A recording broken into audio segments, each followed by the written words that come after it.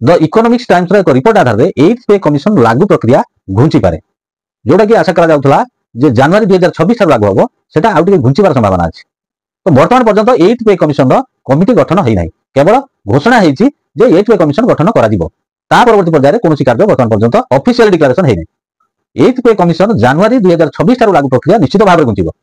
केतक report आधार में 8th पे commission घोषणा 2026 रो शेष आड़ को किंबा 2027 रो आरंभ को घुंची जिबार संभावना अछि। सैलरी स्ट्रक्चर बाबद रे आमे जदि पूर्व कथा गुडी लक्ष्य करबा 6th पे कमिशन कथा सेथिरे कोन करा जायतला ना पे बॉन्ड गुटे आस्थिला एवं ग्रेड पे सिस्टम आस्थिला।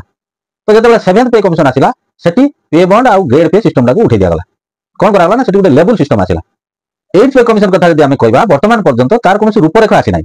6th पे कमिशन रे जो स्ट्रक्चर थिला 7th पे कमिशन रे ताकू परिवर्तन करा गला। तेनु 8th पे कमिशन रे ट्रीटमेंट फैक्टर रहइबो कि सेटा अन्य कोनोसी परिवर्तित होई कि आसीबो तार किछि रूपरेखा वर्तमान पर्यंत आसी नाही।